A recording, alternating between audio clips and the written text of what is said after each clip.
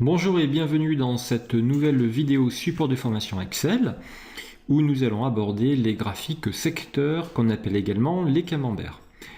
Je vous invite à télécharger le fichier pour faire cet exercice dans le lien qui se trouve dans la description, juste sous la vidéo. Vous le téléchargez puis l'ouvrez avec Excel et s'il y a besoin, vous cliquez en haut à droite sur « Activer la modification ». Alors, Excel permet de faire des graphiques secteurs, qu'on appelle communément des camemberts, avec plusieurs portions, assez facilement, assez rapidement, grâce à l'assistant graphique. Alors, j'aimerais avoir un graphique avec 3 portions. Une portion par produit, la compote, la confiture et la marmelade. Et j'aimerais que chaque portion du graphique corresponde en fait aux quantités produites pour toute l'année. La difficulté, si c'en est une, c'est que les données dont j'ai besoin pour faire mon graphique ne sont pas côte à côte. Les noms des portions sont là et les totaux sont là. J'ai besoin de ces valeurs-là et uniquement de ces valeurs pour faire mon graphique. Les valeurs intermédiaires de chaque trimestre, on n'en a pas besoin, pas du tout. Alors, il faut que je sélectionne toutes les cellules dont j'ai besoin avant de lancer l'assistant graphique. J'ai besoin des 3 produits, je sélectionne les 3 produits, compote, confiture et marmelade. Mais j'ai également besoin de leurs quantités respectives. Il faut donc que je fasse une sélection discontinue. Pour ce faire, une fois que j'ai sélectionné les 3 cellules, je maintiens CTRL et je sélectionne les 3 autres cellules. Et là, j'ai fait une sélection discontinue. Allez, je vous refais la manip. Je prends compote, confiture, marmelade. Je maintiens la touche CTRL et je sélectionne les 3 totaux. Et je lâche bien sûr CTRL. Ok, à partir de là, je vais faire un tour dans Insertion. Et ici, j'ai le graphique secteur. Je vais dedans. Je ne prendrai que le premier, ou celui-ci, à la limite, ou celui-là. Je prends celui-là. Je fais un petit coup de zoom arrière, comme on a dit, ici en bas à droite, ou à la souris CTRL molette. Voilà. En général, les graphiques, il vaut mieux les travailler avec un petit zoom arrière pour mieux se rendre compte du résultat final. Ok. Indispensable, je change le titre du graphique. Les secteurs, c'est pour mettre en évidence des répartitions. Répartition des quantités produites. Ok. Je peux ensuite modifier des éléments du graphique. Ce que j'aimerais, c'est avoir pour chaque portion de camembert le pourcentage et le nom. C'est-à-dire qu'au lieu d'avoir compote ici, j'aimerais l'avoir ici. Alors, pour ce faire, il nous faut travailler avec le volet latéral. Le volet latéral, nous l'affichons lorsqu'on double-clique sur un élément du graphique. Je double-clique sur cette portion.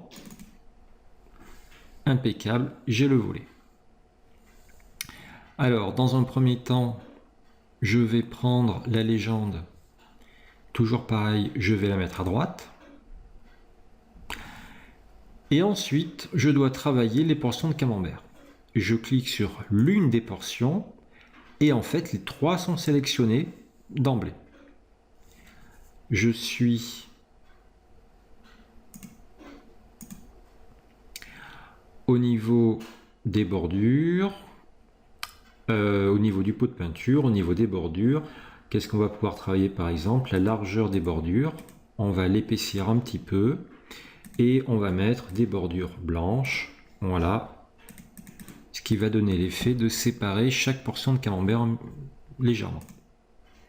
Ok, il vous est possible de changer la couleur d'une portion. Alors pour ce faire, la manip est la suivante. Je clique sur l'une des portions, celle-ci, j'attends 2 secondes et je refais encore un clic. Et cette fois-ci, je n'ai que cette portion de sélectionner. À partir de là, je peux changer la couleur de la portion de camembert. Oups, pardon, j'étais sur les bordures. Je dois me mettre sur le remplissage. Couleur vert. Allez, je prends celle-ci. Du jaune. De l'orange plutôt. Et je prends celle-ci. Du violet. Ok. Maintenant, j'aimerais modifier. Enfin, c'est pas modifier, c'est ajouter. J'aimerais ajouter les pourcentages aux extrémités de chaque portion. Actuellement, il n'y a rien aux extrémités des portions. Je ne peux donc pas double-cliquer dessus et travailler avec le volet ici. Et bien là, il faut que j'affiche un élément qui n'est pas encore présent dans le graphique. Et si je veux rajouter un élément qui n'est pas présent, je vais cliquer ici sur le plus. Le titre du graphique est affiché, oui. La légende est affichée, oui. Les étiquettes de données ne sont pas affichées. Effectivement, les étiquettes de données, c'est-à-dire, ce sont les... Enfin, étiquette, ça veut dire texte en fait. Le texte des données, je le coche. Et là, c'est bon. Il est ici. Je double-clique sur l'un des chiffres. Et là, j'ai bien les paramètres des étiquettes de données. Je vais faire un tour dans le dernier paramétrage, option d'étiquette. Option d'étiquette. Actuellement, les étiquettes m'affichent les valeurs. Effectivement, 98 000, je le retrouve ici, en F4, le total de la marmelade. Ça ne va pas du tout. Moi, je ne veux pas la valeur, je décoche valeur. Je veux les pourcentages. Excel a automatiquement calculé les pourcentages. Et je veux également le nom de la catégorie. Je coche. Maintenant que j'ai le nom de la catégorie, marmelade, la légende, je m'en fiche un peu. Ici, je peux décocher légende. Si vous ne voyez plus légende, il faut cliquer sur le petit plus et on décoche légende. Plus besoin.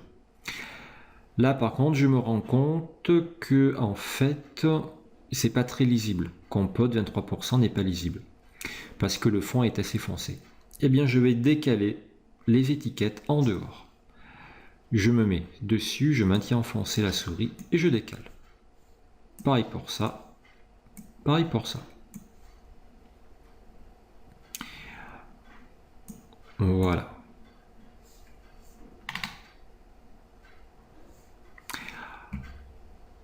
Ok, bah écoutez, nous avons fait ici le b.a.-ba des graphiques secteurs. N'hésitez pas à refaire cet exercice. Vous pouvez vous entraîner avec d'autres tableaux, pourquoi pas. Je vous remercie. Si cette vidéo vous a plu, n'hésitez pas à vous abonner à la chaîne. Merci.